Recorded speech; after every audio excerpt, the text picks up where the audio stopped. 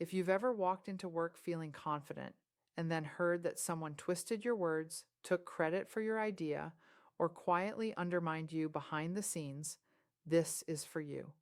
Today, we're talking about how to deal with a backstabbing coworker with a step by step, evidence informed guide, and I'm going to give you exact phrases you can use so you stay calm, strategic, and protected.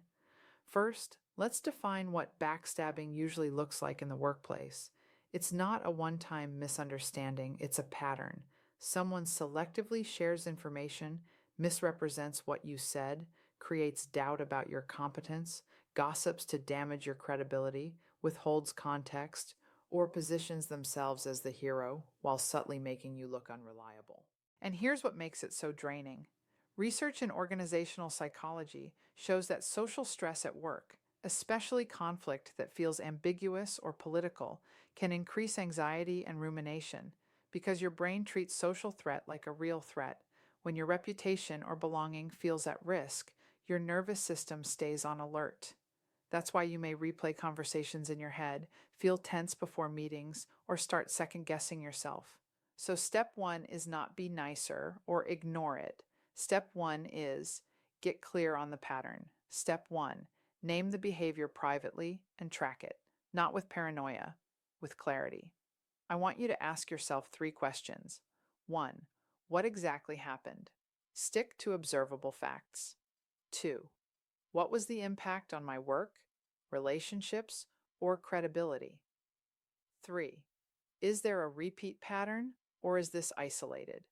Because one of the biggest mistakes high performing professionals make is treating a recurring pattern like a one off. Here's what tracking sounds like. On Tuesday at 2 p.m. in the project meeting, I said we should explore option A due to cost savings.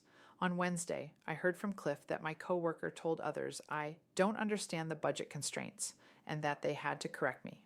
Impact. It created doubt about my expertise and changed how the team responded to my next recommendation. You're creating an objective record, and that matters because evidence-based conflict resolution starts with specificity. The more specific you are, the less emotional and the more credible you become. Step 2.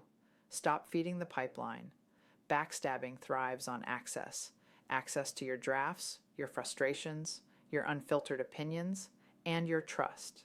So your next step is to tighten your communication. This is where you shift into what I call professional minimalism.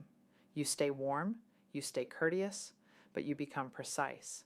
Here are phrases that help you do that. If they fish for information, I'm still finalizing that. I'll share it once it's ready for the full group. If they ask leading questions like, so do you think the manager is doing a bad job? I'm focused on what we can control on our end. I'm not going to speculate. If they push you to vent, I'm keeping my attention on solutions. If something needs to be addressed, I'll address it directly. What you're doing here is reducing the material they can weaponize later. And from a research perspective, this aligns with what we know about workplace gossip. Gossip spreads faster when information is emotionally charged, ambiguous, and socially valuable. So when you make your communication less emotionally juicy and more structured, you reduce its shareability. Step 3. Create receipts without acting like you're creating receipts. This step is critical. If someone is willing to misrepresent you, you need clarity in writing without becoming robotic or accusatory. So after verbal conversations, you send a short follow-up.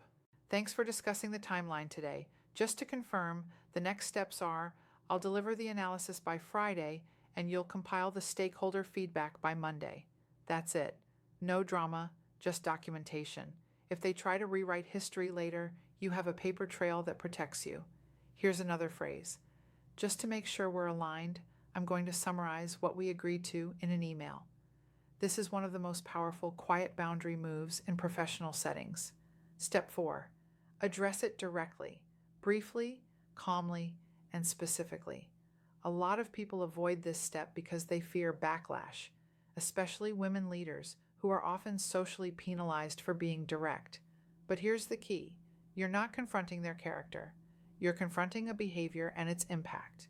And we have solid evidence from communication research that I statements and behavior-based feedback reduce defensiveness compared to global accusations. So instead of, you're a backstabber, you say, When I heard my comments were repeated differently than I said them, it created confusion and affected how the team viewed my recommendation. In the future, if there's a concern about what I said, I want it brought directly to me or addressed in the meeting. Let me give you a few versions depending on the situation. If they took credit, I noticed the idea we discussed earlier was presented without my name attached.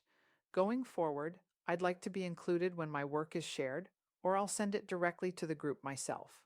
If they misrepresented you, I want to clarify something. What I said was X. What I'm hearing it became was Y. That difference matters. If you're unsure of my meaning, ask me directly. If they're spreading doubt, I'm getting questions that suggest there's confusion about my role on this project. To avoid miscommunication, I'll be sharing updates directly with the team moving forward. And notice the structure. You're calm, you're specific, you're future focused, and you're setting a boundary without begging for respect. Step 5. Build allies and visibility strategically. Here's a hard truth. Backstabbing is partly a relationship game. People who undermine others often rely on controlling the narrative. So your job is to widen who has accurate information about your contributions and professionalism. This is where you increase visibility without bragging. Use concise status updates. Quick update. I completed the cost savings analysis and identified 3 actionable opportunities. I'll share the summary deck by Thursday or in a meeting. Just to connect the dots, this recommendation is based on the analysis I ran last week on utilization patterns. That one sentence protects you.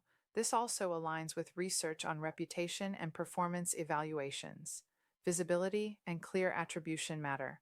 Many strong contributors are underrated simply because their work is not consistently legible to decision makers. Step 6. Set boundaries around collaboration. If this person is unsafe, you reduce dependency. You don't need to announce it. You simply change how you work. Examples. Instead of sharing drafts early, share final versions. Instead of private chats, move discussions to shared channels. Instead of "we'll figure it out," use agendas and action items. Phrases. Let's put this in the project doc so we have one source of truth. Can we capture that decision in the meeting notes? I'd prefer to loop in the full team so we're aligned. You're not being difficult. You're being operationally excellent. Step 7. Escalate with evidence, not emotion, if the pattern continues. Sometimes people ask, should I go to my manager or HR? Here's a grounded approach. Escalate when there is a measurable impact on project outcomes, your ability to do your job, team functioning, or professional credibility. And when you escalate, you do it like a leader. Pattern, impact, request. It sounds like this. I want to flag an ongoing communication issue that's affecting project clarity. There have been multiple instances where my statements or deliverables were represented inaccurately to others. The impact is confusion about decisions and delays in execution. I'm requesting that we standardize communication through written updates and documented action items, and that decisions be confirmed in group settings. You're not asking the manager to fix the person. You're asking for a process that protects the work. That's often the most effective and safest route. Now let's close with the mindset that keeps you steady. When you're dealing with a backstabbing coworker, your goal is not to win them over. Your goal is to protect your credibility, protect your nervous system, and protect your work. So here's your final mantra. Clarity is protection. Clarity in what happened.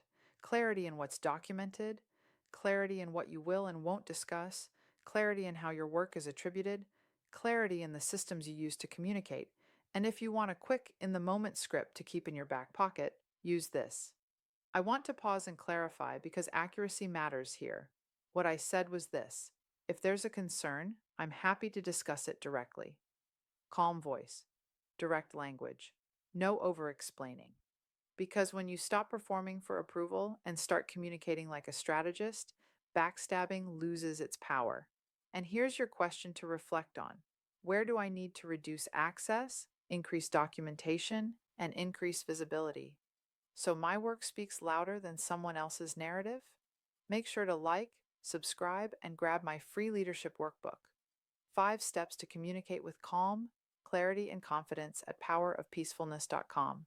Until next time, take a deep breath. Embrace the present moment and keep walking your path to peace.